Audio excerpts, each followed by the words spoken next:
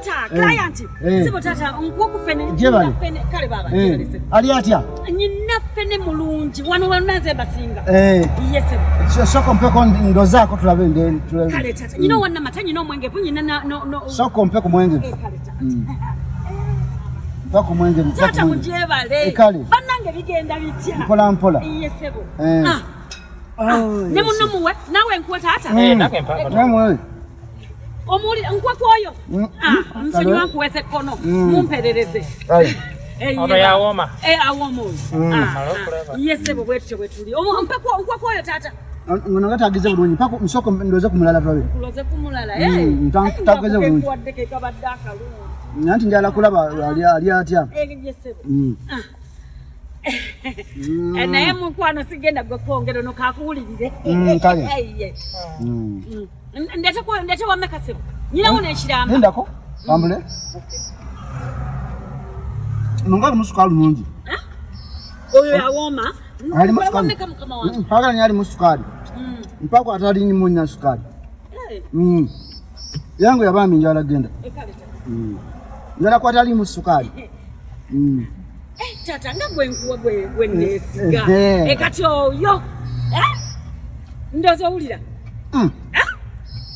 tabadde mubi tabadde nsibako wameka mukama wangu akaleke nyache mpulira mu fenono ate ono gwonsomye okumpa okuma bulungi mpayo mula mpeko kona ampulirire ko tusalewo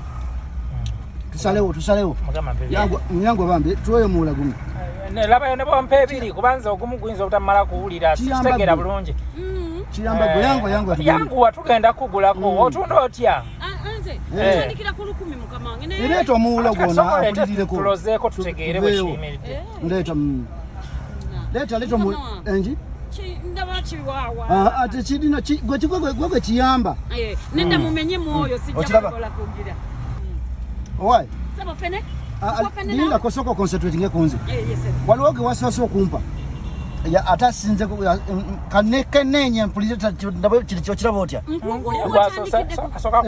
Gwasose ndabe kwanga yabadde ina mwedekende yankoledde. Oyo kamupimire ddala nteke muammeka. Asoko mpe nsalewo nejjukanye kuyasoso kwanga gwasose okumpako yabadde mulungi. Kikole mangu tuve wano. Tuli kubo dia bandi motoka Soko mpe. Yangu wachiyamba gwe. Yes. Yabadde atyo yasosa. Ona yasosa ya? Yana kwa soso muwako. Eyo gwe nasoso muwako na emiwula kigenze. Naye ali ati ali ye. Nkole wa meka tatu. Wa 15. Nda kono Kakaga. Nchimaze batu nange. Nkole wa meka. Tankoledde. Takoze. Wanjise. Takoze.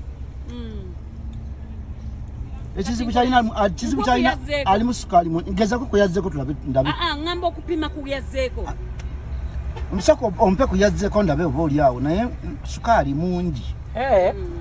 Ate nzisagala bintu bino musukali. Ekisoboka sako mpeko vuli sukali mungi. Nange sebo batatu. Sukali. Njagala okumanya. Tugenda komawo. Uno wena pima owakuloza. Mazeewo banna. Sikuloza. Ayi katatu. Nenda kumugenda. Tetugenda. Okuloza mbade manyo omuntu alaba oba na salawule. Ate tekigenda kubeera bwe kityo. Ogenda kungulako kumpaka. Nyabo labayo. Olimba nyabo kichotegeza. Wasaba mugenda gula fene mpazi muina kya munja. Ate tukwagaza ati. Twale olugazigazi.